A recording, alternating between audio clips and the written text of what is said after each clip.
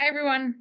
As promised, I am going to give you a little telemetry review, in addition to the lecture that I gave today. And then following this, there will be a quiz. So you can use this to review. I have included here our ATI Med Surg book, chapter 29, and we're in chapter 22 of your textbook.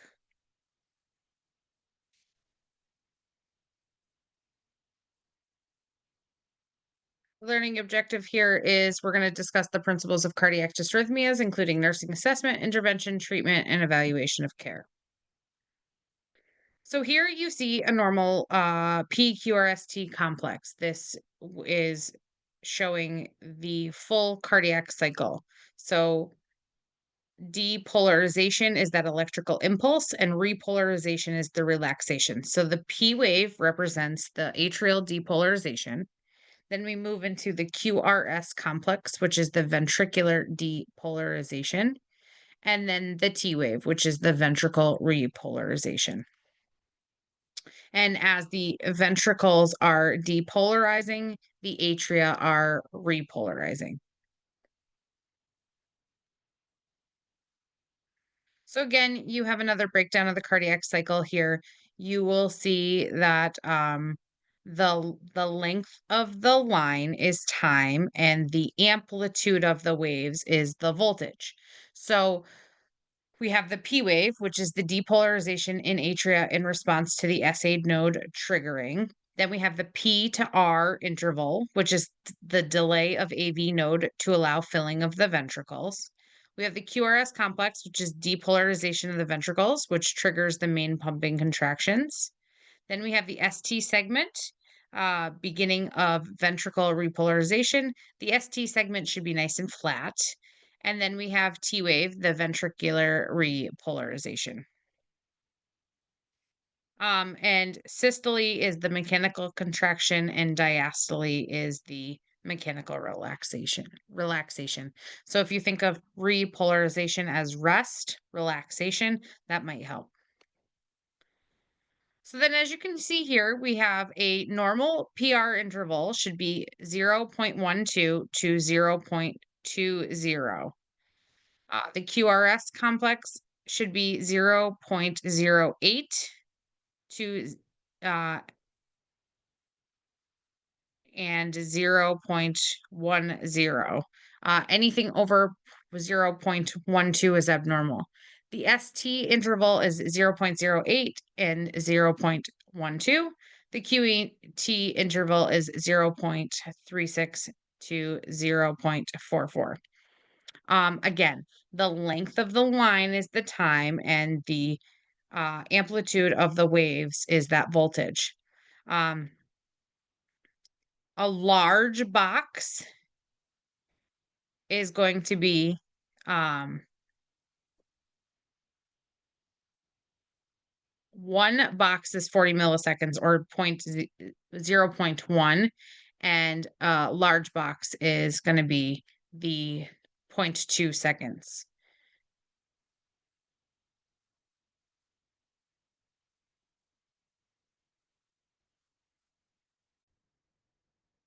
So I know that the way I explained that was a little confusing. So the big box is 0.2 seconds, and the small box is 0.04.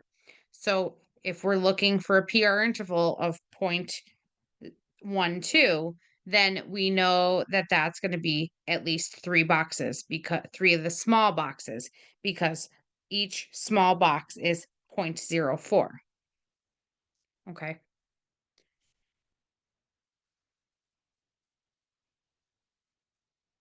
So the P wave represents atrial depolarization. Evaluating the P wave, the location is it should always precede the QRS complex. The amplitude is 2.5 small squares high. The duration is 0.12 seconds, so three small squares. And the configuration is usually rounded and upright.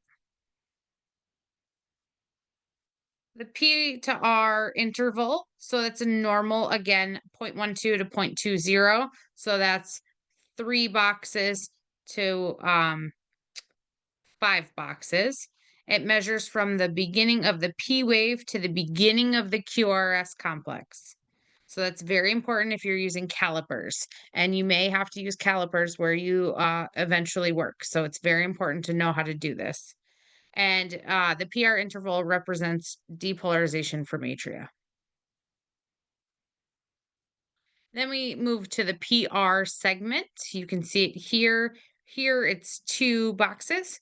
It represents the time from the end of the atrial depolarization to the beginning of the ventricular depolarization. That should be nice and horizontal right on the line. The QRS complex is normally 0.08 to 0.10, measures from the beginning of the deviation from the baseline, as you can see here, and when it returns to the baseline, so you can see there, represents depolarization of the ventricles, normally follows each P wave. The ST segment represents the time from the end of the ventricular depolarization to the start of the ventricular repolarization. Should usually be horizontal or maybe gently upsloping. And then the T wave represents the heart repolarization. It typically is normal to find a positive T wave in the same leads that all have tall R waves. Q to T interval, the time from the beginning of ventricular depolarization to the end of the ventricular repolarization. Therefore, it includes all of the electrical events that take place in the ventricles.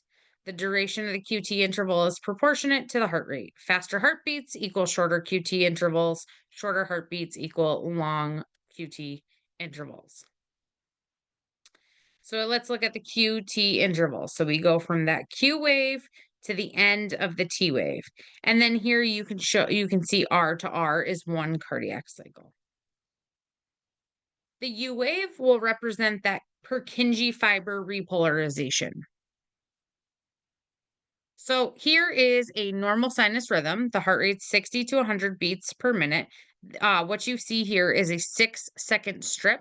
So it looks like it pretty well marches out. So you can count the number of QRS complexes, the number of Ps, the number of Ts in this 6-second strip and multiply it by 10. And that's how you would get the heart rate. This is a regular rhythm. And each complex is complete. There's a P wave, the PRI is less than 0.2 seconds, and the QRS is 0.08 to 0.12. So you like questions? I'm going to ask some questions. What is the duration of the PR interval? 0.12 to 0.20. You are correct. I'm going to assume you got that correct. What is the horizontal axis of the EKG represent? Time, you're correct. Um, who needs a 12 lead and how's it done? So the indications are going to be sinus bradycardia, tachycardia, AV blocks, AFib, ventricular asystole, premature atrial complexes, premature ventricular complexes, supraventricular tachycardia, and ventricular fibrillation. So here we have a client um, needing an EKG. This person might have cardiovascular disease, they might have an MI, they may have hypoxia. Maybe we found some acid base imbalances. Maybe we'll find some electrolyte disturbances. We could have kidney failure, liver or lung disease, pericarditis, drug or alcohol use, hypovolemia, shock. So, to prepare a patient for a 12 lead EKG, if it's prescribed, we want to position the client in a supine position with chest exposed, wash the client's skin to remove oils. If the area has hair on it, we might want to clip that. We don't want to shave the area to provide skin adherence and electrical conduction. We want to attach one electrode to each of the client's extremities by applying electrodes to flat surfaces above the wrists and the ankles, and the other 6 electrodes to the chest. We want to avoid chest hair. Chest hair can be clipped as the client permisses. So we want to monitor for manifestations of dysrhythmia. So we might, if the patient's complaining of chest pain, they might have decreased level of consciousness, shortness of breath, maybe some hypoxia. We want to educate the patient to remain still and breathe normally while the 12 lead ECG is performed. And here you want to look at proper placement. So we have that V1 and that V2 in that fourth intercostal space. We have V3. V4 is that midclavicular line. V5 is in that intercostal space. V6 is that mid-axillary line. Once our EKG is done, we're going to remove the leads from the client. We're going to print that report and notify the provider. If the client is on a telemetry unit, we might have to apply a Holter monitor if the patient needs continuous cardiac monitoring. And we want to continue the monitor the patient for any dysrhythmia. Here is a cardiac monitor uh, lead placement. So we have the white and the black up on the top. So that's the right arm, left arm. The V1 is in that fourth intercostal space. And then our right leg and left and LL is left leg. So this is a little saying that helps us all remember: white on the right, smoke over fire, snow covered grass, and chocolate close to the heart. So, how to conduct a rhythm assessment? Oh, sorry. How to conduct a rhythm assessment. So, we need to determine the heart rate. So, we need to know, is it regular or irregular? A lot of times you can determine if it's regular or irregular just looking at it. But you would use your calipers to march out. You pick 2 points and march them out. You hold the calipers on the screen and see if they're the same width all the way down. And then you determine if it's fast, slow, or normal. So again, on a 6-second strip, you would look at how many complete cardiac cycles you have, and then you would multiply those by 10. So you want to see, is there a P wave? Is there a P wave before every QRS complex? And is there a T wave after every QRS complex? Are there P waves present? If they are, let's analyze the P waves for regularity and shape. And then we want to measure the PR interval for consistency. So that's 0.12 to 0.20. The hold on. I just hit something on my screen. And then so let's look at the QRS complex presentation. We want to measure the QRS duration for consistency and appearance again. It should be 0.08 to 0.10. Abnormal is anything over 0.12. Then we want to look at the ST segment. Is there any depression or elevation? 0.08, 0.12 should be the normal duration. Then let's look at that T wave. Are we seeing anything weird with that? And then we want to measure the QT interval and make sure that it's 0.36 to 0.44.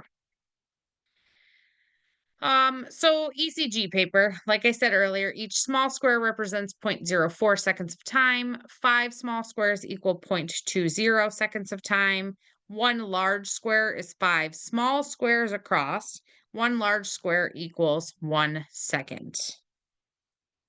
30 large squares equals 6 seconds.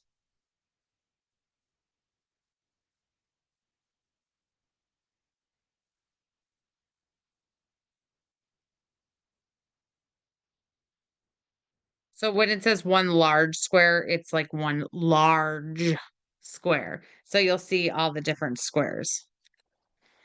So here we have 1 large square is 1 second. So how many boxes are in 6 seconds? We should have 6 large squares or 30 small squares. So here we can see it marched out. We can see that we have the 1 second markers. We know that this is a 6-second strip. Let's look at our complexes. Look at number one. We have a P wave, we have a QRS complex, we have a T wave. Now let's look at P waves before the QRSs. So yes, we have a P wave before every QRS complex. We have a QRS complex. We have a T wave after every complex. And then you would hold calipers between a point on 1 and 2. I like to go from R to R.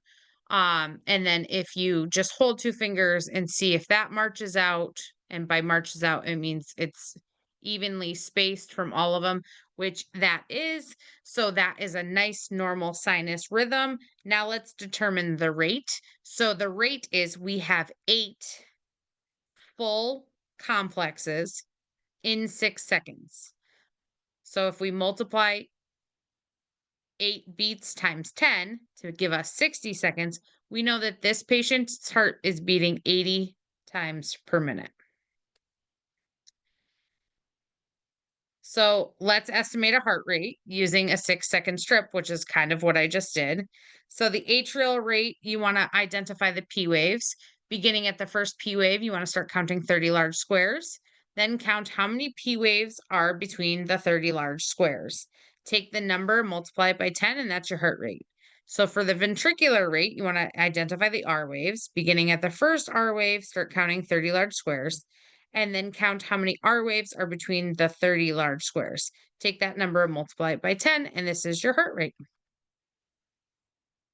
So here, I'll let you decide if you can figure out both of these. Pause the video. And then again, pause the video.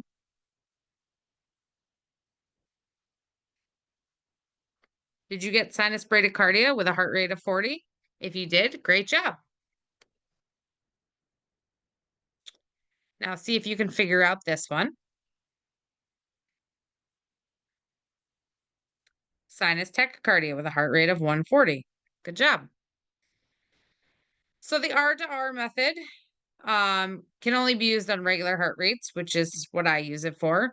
You want to identify 2 consecutive R waves, count the number of large squares between them, divide this number into 300, and it represents 1 minute. This is tricky, but it represents 1 minute. See if you can try doing that with this one.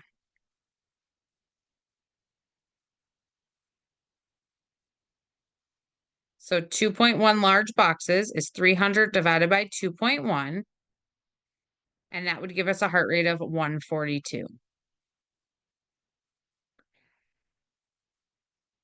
So now you can identify 2 consecutive R waves and count the number of small boxes and divide small boxes between 2 R waves and divide that number into 1,500. So if you did this,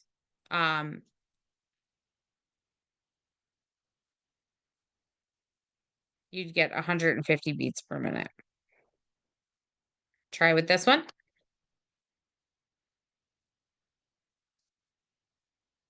10.5 small boxes, 1,500 divided by 10.5. We have a heart rate of 143. And you should already start to be able to realize that this is sinus tach because there's a lot of complexes in a 6-second strip. So we want to estimate by counting the number of big boxes between our R waves. So 1 box is a heart rate of 300, 2 boxes is a heart rate of 150, 3 boxes is a heart rate of 100, 4 boxes is a heart rate of 75, 5 boxes is a heart rate of 60, 6 boxes is a heart rate of 50.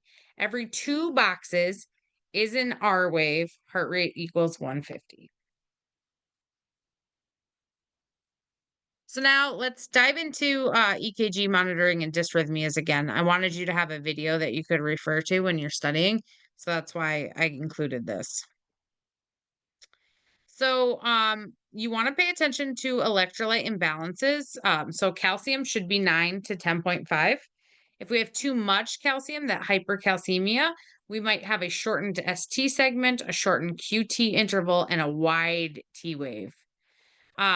If we have hypocalcemia, We might have a prolonged ST segment, a prolonged QT interval. Um, Potassium should be 3.5 to 5. We could have, if we have hyperkalemia, we have tall peaked T waves, flat P waves, wide QRS complex, and a really long, prolonged PR interval.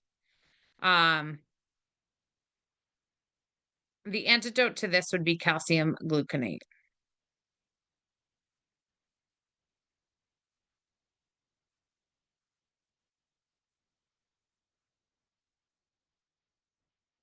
So here we have the sine wave pattern.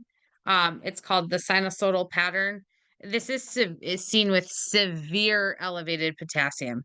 If left untreated, this will lead to VFib. And as you can see, it looks a little, it's like a wide VFib.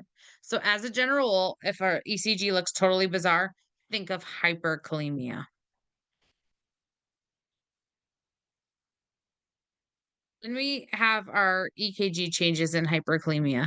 So as the potassium rises, you can see that things start to get a little funky. So we have our tented T waves, and then as we get a little higher around 7, we have those loss of P waves.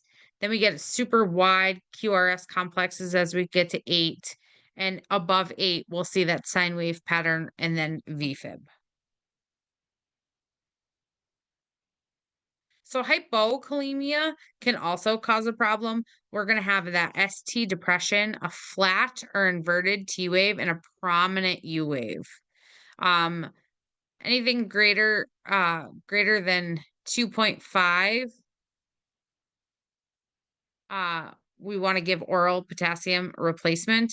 Anything less than 2.5, we want to give a slow potassium infusion. Then we'll talk about magnesium. So magnesium should be 1.3 to 2.1. If we have too much magnesium, we're going to get a prolonged PR interval and a widened QRS complex. The antidote for this is calcium gluconate.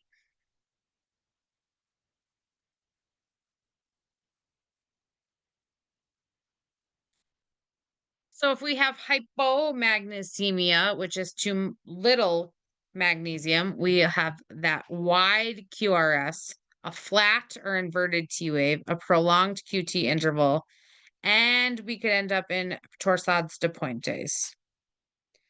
And the treatment for that is magnesium.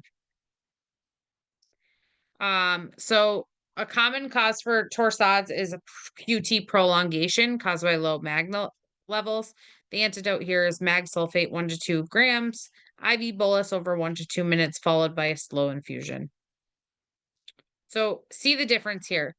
You have VFib, which is super disorganized, but the torsades de Pointes is it looks a little bit more organized, and you can see that wave like.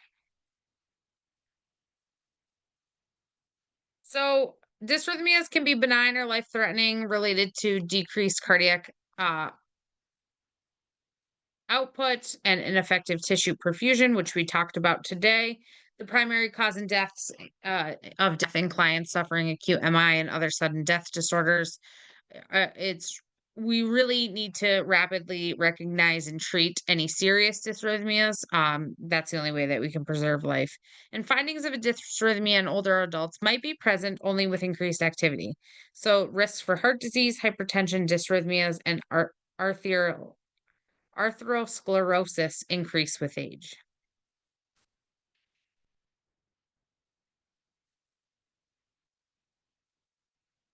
So just remember your potential causes. Our potential causes could be hypoxia, um, ischemia and irritability, sympathetic stimulation, drugs, electrolyte imbalances, bradycardia, and stretch of the vessels. So dysrhythmias are going to be categorized by the site of origin, so they and the effect on rate and rhythm of the heart. So the site of origin, we talked a lot about that today, the SA node, the AB node, and the ventricle. Um, and then the effect on rate and rhythm, so that's going to be your bradycardias, your tachycardias, your heart blocks, your premature beats, your flutter, your fibrillation, and your asystole. So, dysrhythmias are all determined by the electrophysiological study. Wires are inserted into the heart via the wrist or groin under fluoroscopy to measure activity and attempt to stimulate abnormal rhythms. So, remember with dysrhythmias, we're going to follow the ACLS protocols.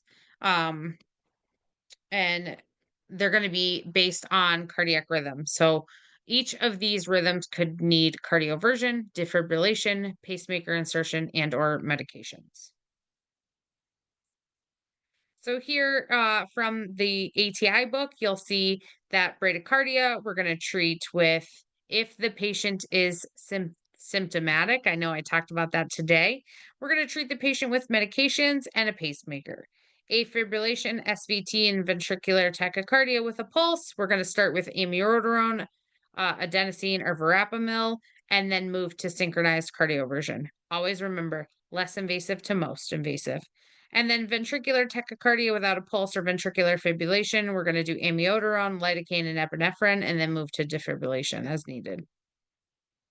So what should the nurse do when you suspect a dysrhythmia? So if a patient's complaining of palpitations, they might talk about intermittent accelerations or decelerations. There might be a long pause between heartbeats, or there might be a sustained rapid heartbeat that may be regular or irregular. The sensation may be no more than a mild nuisance or truly terrifying experience. Um, Symptoms of decreased cardiac output can occur when the arrhythmia compromises the heart's ability to pump light blood effectively. So that lightheadedness and syncope can be a symptom. Angina is a rapid arrhythmia that can increase the oxygen demands of the myocardium, which causes chest pain. The sudden onset of arrhythmia in a patient with underlying cardiac disease can also precipitate congestive heart failure. Sometimes the first clinical manifestation of an arrhythmia is sudden death. So we may not know. Um, we could have acute myocardial infarction. We could have inherited or acquired repolarization abnormalities that prolong that QT interval. So you need to assess your patients. We need to understand the cause of the arrhythmia, contributing factors, and the arrhythmia effect on the heart's ability to pump the adequate blood flow. Then we want to assess the indicators of cardiac output and oxygenation. We want to get that complete health history, previous occurrence of decreased cardiac output, possible causes of the arrhythmia. Know all medications that the patient's on, prescribed and over the counter. And then we want to do a psychosocial assessment, patient's perception of the arrhythmia. Our physical assessment should include skin, so we know what that looks like. Signs of fluid retention. Is there any JVD or lung sounds? We need to note the rate and rhythm of apical and peripheral pulses. We want to listen to those heart sounds. We want to get a blood pressure and a pulse pressure. Concerns for arrhythmia are going to be cardiac arrest, heart failure, and a thrombolytic event.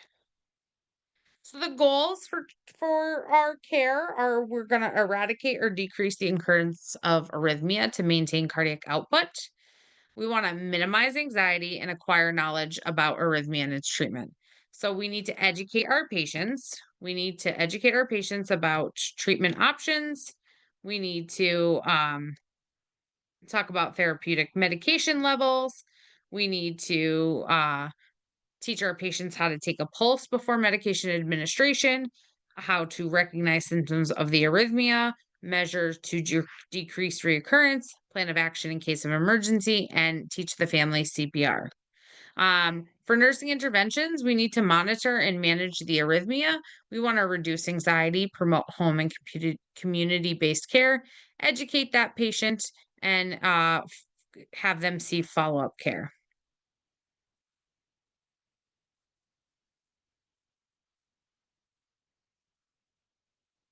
So we need to evaluate that they maintain the cardiac output so that they have stable vital signs and no signs of arrhythmia. We want to have the patient experience reduce anxiety. So they should have a positive attitude and confidence in the ability to act in if an emergency occurs. We want this patient to express understanding of the arrhythmia and treatment. So some adjunctive therapy um, are used when medications alone are ineffective against arrhythmias. These might include pacemakers, cardioversion, defibrillation, and the nurse is responsible for the assessment of the patient's understanding in regarding the mechanical therapy. So, we're going to talk about the rhythms again. I just want to review these with you before you have your quiz. Um, So here is a typical rhythm strip. It can be as short or as long as you need to decipher the rhythm. This particular strip shows normal sinus rhythm. So we know that normal sinus is 60 to 100 beats per minute. It's got a regular rhythm. That P wave looks good. It's all upright, uniform, and before each QRS. Our PR interval is 0.12 to 0.20, and our QRS is 0.08 to 0.10.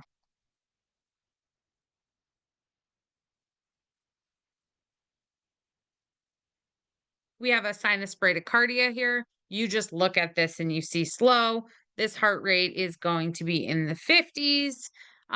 But we know that anything less than 60 is our sinus bradycardia. That P wave looks nice and upright, uniform before each QRS. So we know it's a sinus rhythm.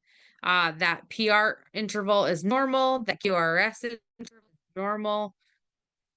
That we but we just have bradycardia because our uh, is lower than what it's supposed to be, that 60 to 100. So, causes of sinus bradycardia are low metabolic needs. That could be sleep, athletic training, or hypothyroidism.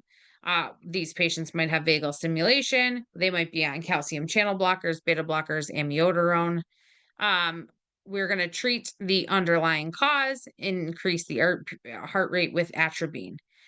Some symptoms that these patients might be facing are lightheadedness or dizziness, especially with exertion, easy fatigability, syncope or near syncope, dyspnea, chest pain or discomfort, and confusion. Here we have sinus tachycardia. You can see that this is much faster than the sinus bradycardia and the sinus rhythm. We have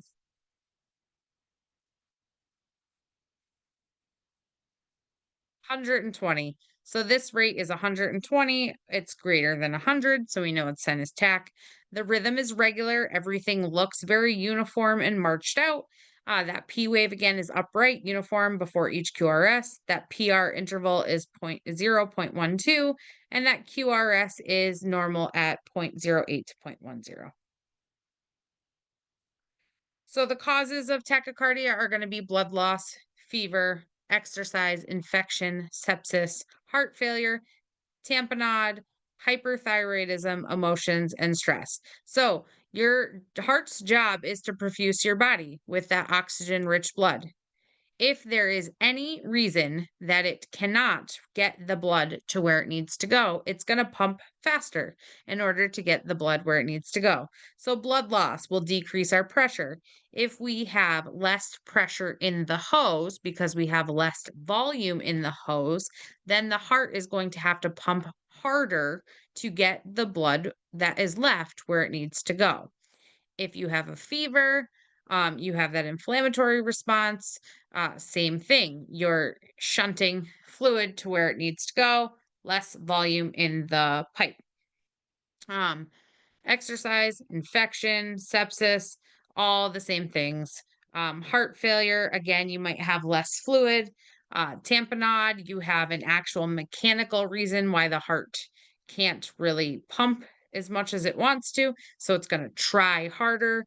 Um, Emotion, stress, those types of things. So we need to correct the underlying cause. We want to decrease the heart rate, and we can do that with beta blockers and calcium channel blockers.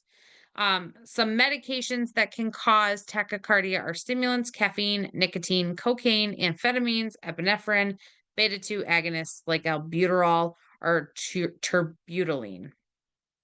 The patient might feel fatigued, lightheadedness, dizziness, or fainting, shortness of breath, and that sustained rapid heartbeat. So here we have a sinus arrhythmia. So our rate is normal, right? because if you look at this 6-second beat, um, we see that we have six complexes. We have a P wave in front of every complex. We have a QRS, we have a T wave. But if you see, there are some QRS's complexes that are a little bit closer together than others. So this would be a sinus arrhythmia. Our heart rate is normal. Our rhythm is irregular because it coincides with the breathing pattern. Our P wave is upright, uniform before each QRS. Our PR interval is typically narrow, and our QRS is normal.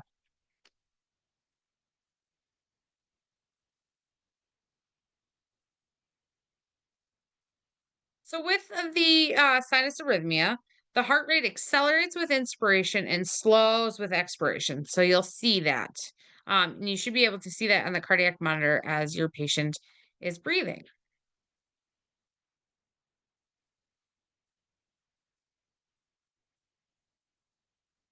So atrial arrhythmias originate from foci within the atria, so the ectopy, and not the SA node. So premature atrial complex, so a PAC, is a single ECG complex that occurs when an electrical impulse starts in the atrium before the next normal impulse of the sinus node, caused by caffeine, alcohol, nicotine. It's going to be stretched atrial myocardium. So if we have that hypervolemia, this could cause that. Anxiety, hypokalemia, pregnancy, atrial ischemia, injury, or infarction. PACs are often seen with sinus tachycardia, which would make sense because we just said that hypervolemia can cause this stretched atrial myocardium. So if we know that sinus tachycardia comes with hypovolemia. Forget what I just said.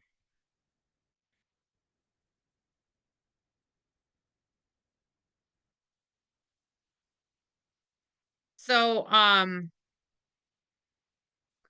premature atrial complex. So our ventricle and atrial rhythm is irregular due to early P waves, and we're creating a PP interval that is shorter than the others. This is sometimes followed by a longer than normal PP interval, but one that is less than twice the normal PP interval.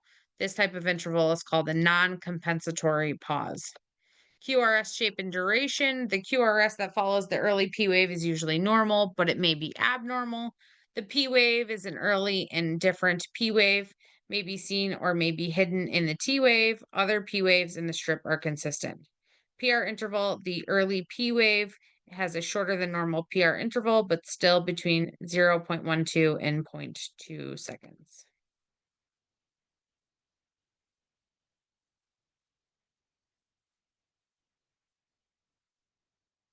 Ventricular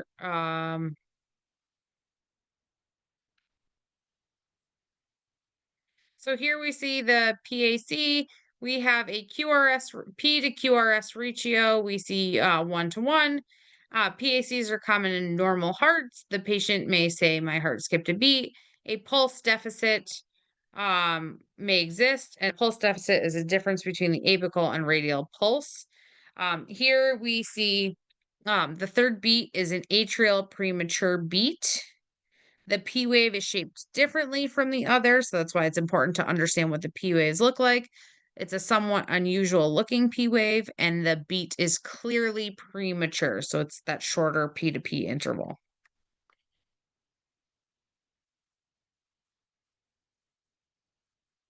Again, we have PACs. We'll see that very unusual P wave. So all the P waves look normal, and then we have that one abnormal. Atrial fibrillation results from the abnormal impulse formation that alters the atrial tissue, causing a rapid, disorganized, and uncoordinated twitching of the atrial musculature. There are three types: paroxysmal, sudden onset with spontaneous termination; persistent, greater than 7 days; permanent, greater than 12 months.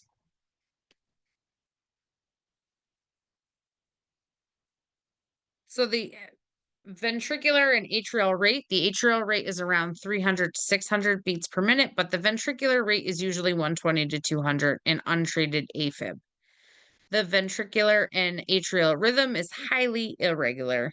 The QRS shape and duration is usually normal with irregular R to R intervals.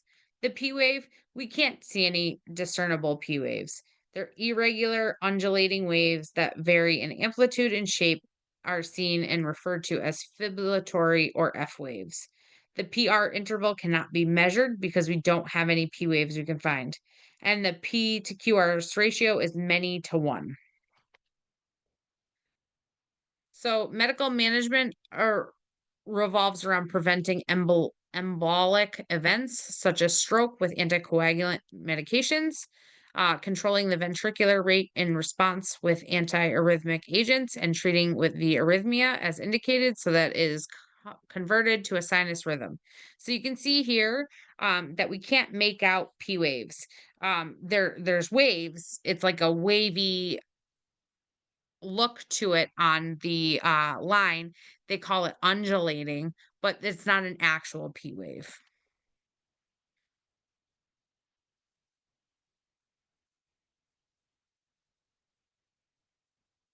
So we have irregular R to R intervals. It's an uncoordinated electrical activity in the atria that causes rapid and disorganized fibbing of the muscles in the atrium. The rate is usually over 100 beats per minute. Rhythm's regular. P wave is none. PR is visible. QRS complex is narrow and irregularly irregular. This is where the atria is quivering. Most commonly, these patients are asymptomatic. They might be fatigued, malaise, dizziness, um, shortness of breath, tachycardia, um, anxiety, and palpitations. This is usually due to low O2 because if we can't get the blood to the lungs and then around because the atria are quivering, we can't get oxygen to the body. We can uh, use a catheter ablation. It can be done to destroy the specific cells that are a cause of tachyarrhythmia.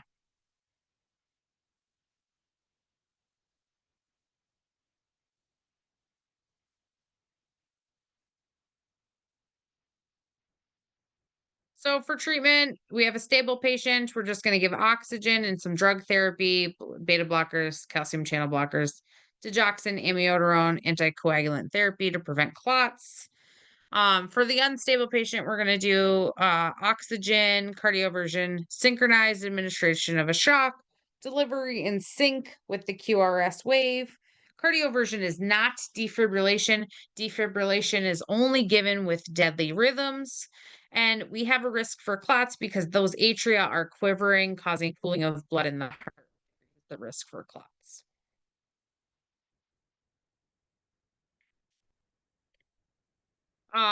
Wolf Parkinson White syndrome. That's that congenital tissue between the atria, bundle of His, AV node, Purkinje fibers, or ventricular myocardium. It's going to cause a delta wave, and you can see that indicated there. Slurred upstroke in the QRS complex. It relates to pre-excitation of the ventricles and therefore often causes an associated shortening of the PR ventricle.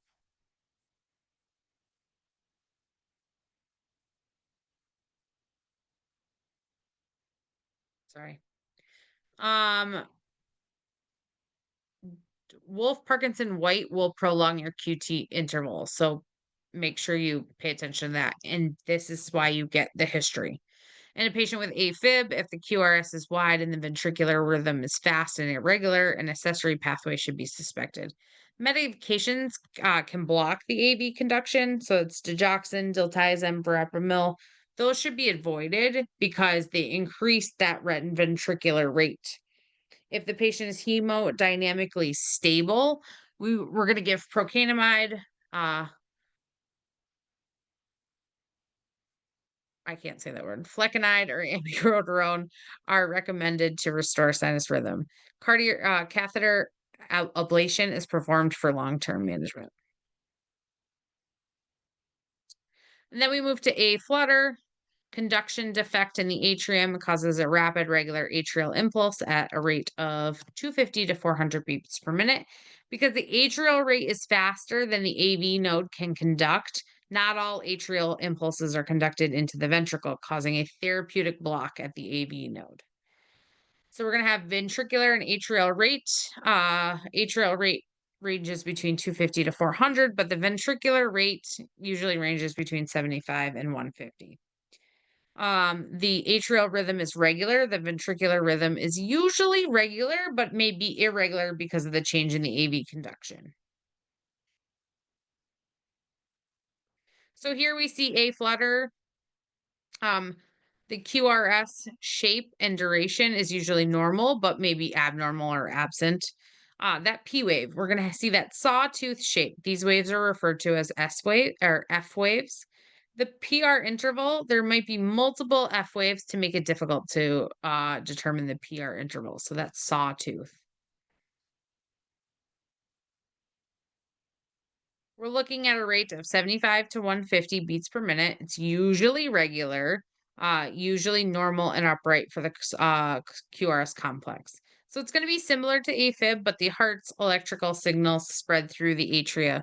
The heart's upper chambers beat too quickly, but at a regular rate. Causes here are going to be coronary artery disease, hypertension, heart failure, valvular disease, hyperthyroidism, chronic lung disease, pulmonary embolism, cardiomyopathy. Our manifestations, these patients may be asymptomatic, but they may come in with fatigue and syncope, chest pain, shortness of breath, low blood pressure, palpitations, and dizziness. A flutter is treated with antithrombotic therapy, rate control, and rhythm control in the same manner as atrial fibrillation.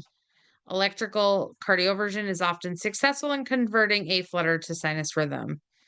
So, stable patient, we're going to give drugs.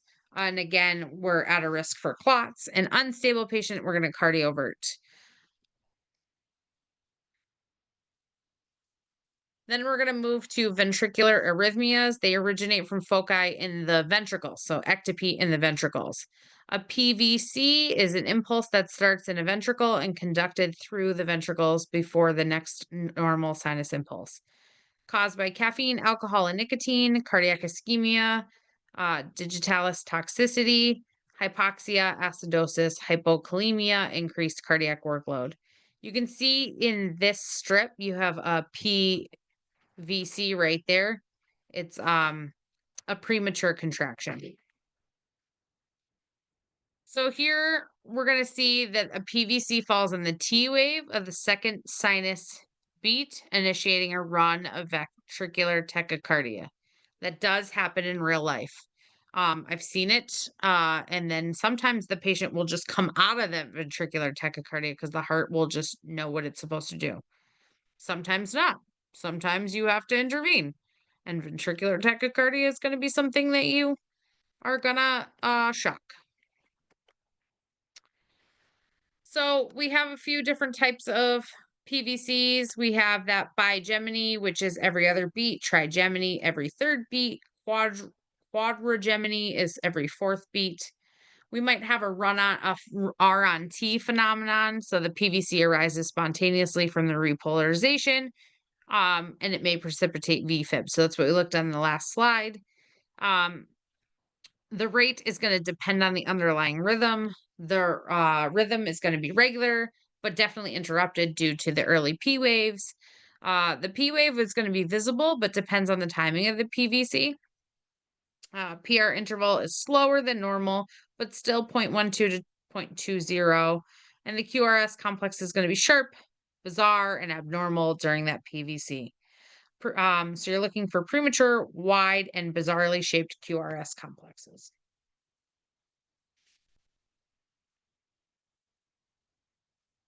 Here again, you see that you have a normal sinus rhythm. And then the second line, you're going to see that bigeminy. So it's every second beat, you see those PVCs. You see one normal beat bigeminy, one normal beat bigeminy.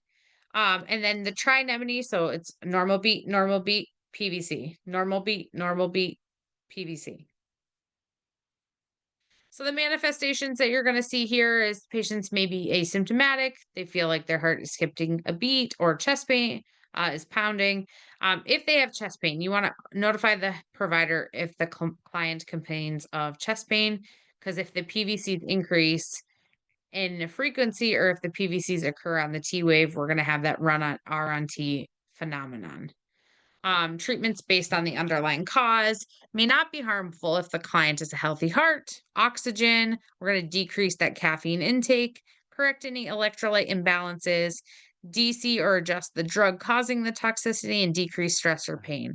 Um, know that persistent R on T will precipitate VFib.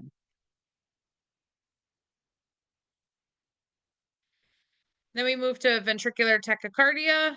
Um, 3 or more PVCs in a row occurring at a rate exceeding 100 beats per minute. The causes are similar to those of PVC. So, pulseless VTAC is a shockable rhythm.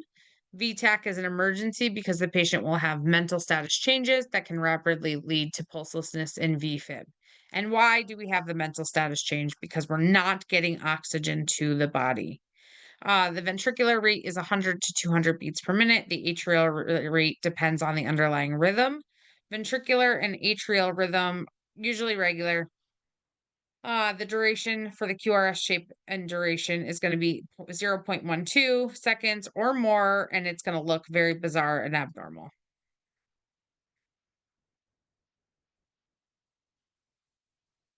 So for ventricular tachycardia, um, we have a P wave that's very difficult to detect. So the atrial rate and rhythm may be indeterminable. The PR interval is very irregular if you can see a P wave. And then the P to QRS ratio is difficult to determine. This is just something you'll have to um, to memorize, but this is what this looks like.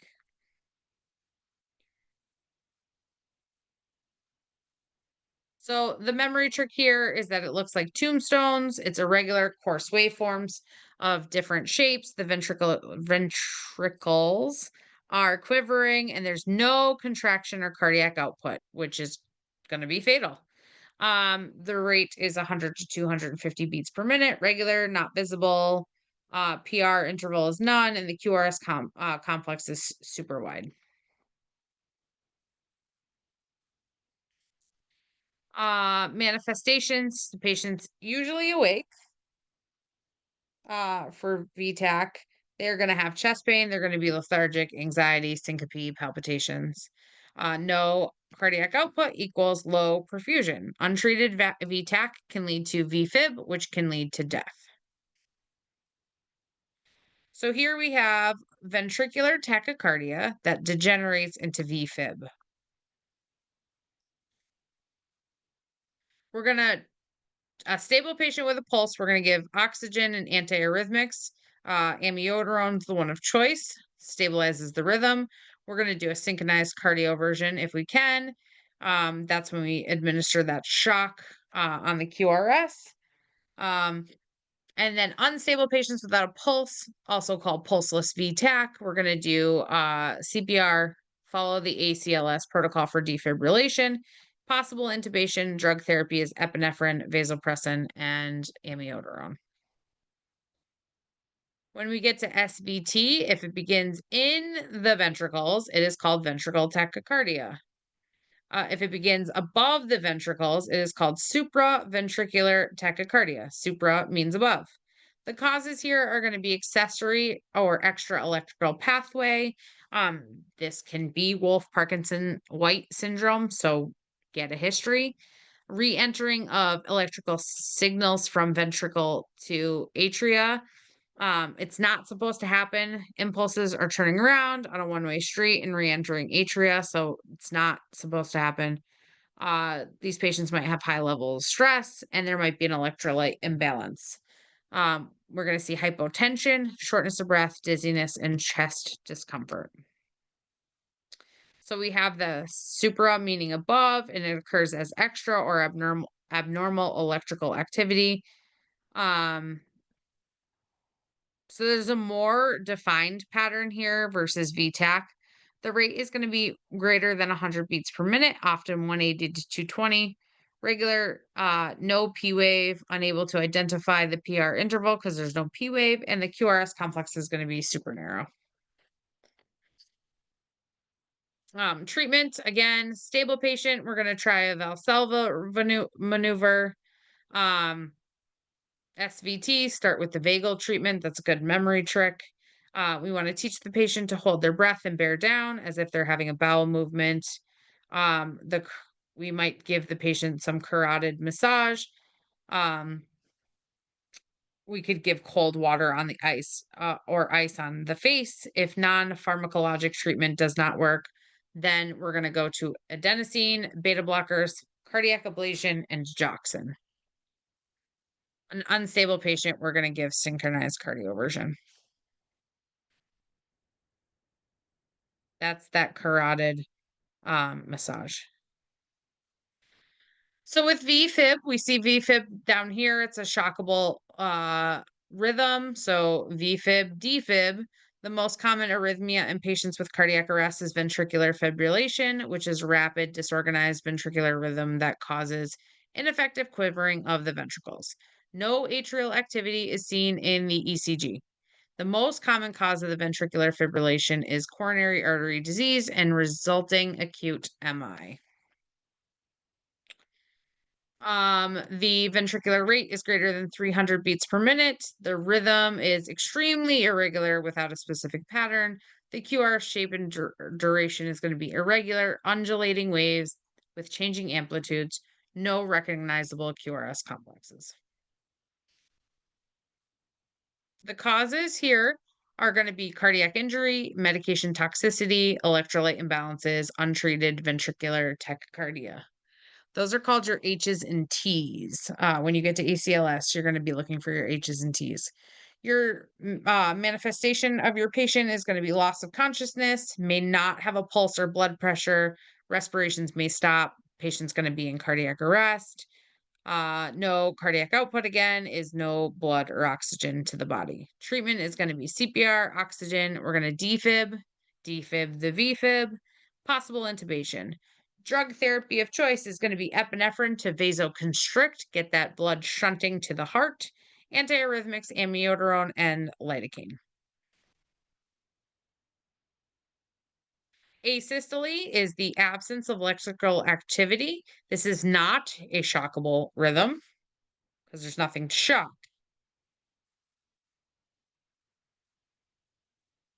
Causes are going to be myocardial ischemia, heart failure, electrolyte imbalances, severe acidosis, cardiac tamponade, and cocaine overdose. The treatment here is high quality CPR. You all passed BLS, so I'm going to trust that you know it. Your heart blocks are your AV blocks occur with the conduction of the impulse through the AV node or the bundle of His area is decreased or stopped. When assessing the rhythm strip, the underlying rhythm is first identified, then the PR interval is assessed for the possibility of an AV block. The width of the QRS complex determines the level of the block. So for clinical significance, signs and symptoms of a heart block may vary with the resulting ventricular rate and the severity of the underlying disease process.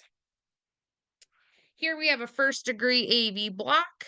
This is going to occur with all the atrial impulses are conducted through the AV node into the ventricles at a rate slower than normal. So the PR interval is longer than normal, greater than 0.2. The clinical significance here is rarely causes hemodynamic instability. Our second degree block is second degree block type 1 is called the Winky block. It occurs when there is repeating pattern in which all but one of the series of atrial impulses are conducted through the AV node into the ventricles. The block is at the AV node. The PR interval becomes longer with each succeeding ECG complex until there is a P wave not followed by a QRS. The changes in the PR interval are repeated between each dropped QRS, creating a pattern of the irregular PR interval measurements. Longer, longer, longer drop, you have a Winky block. So you can see here that the P to R in the first complex is short, the P to the R in the second complex is longer, and then there's no P to R, and then we have a P to R, and then a longer P to R, and then no P to R. So your second degree AV block type 2, Mobitz type 2 occurs when some of the atrial impulses are conducted through the AV nodes into the ventricles. So the block is past the AV node. Signs and symptoms here are going to be fatigue, dyspnea, and chest pain. We're going to have a ventricular and atrial rate that is going to depend on the underlying rhythm, but the ventricular rate is going to be lower than the atrial rate. More P waves than QRS complexes. The PR interval is slightly long, but it's constant, and the QRS complex is dropped.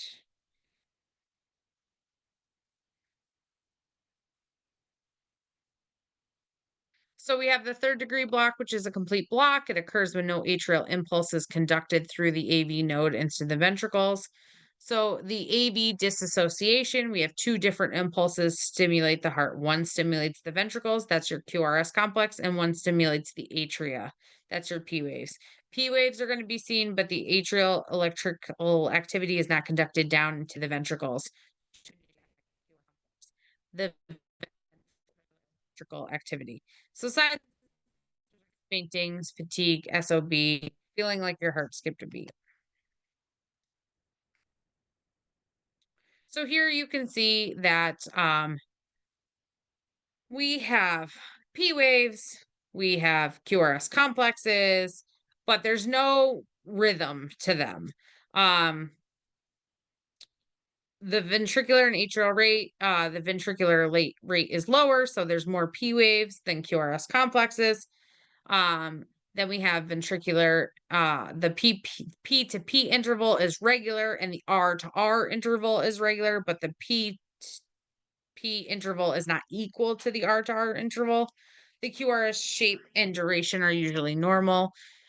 So this is a cute little thing. When the R's and the P's disagree, you have a third degree.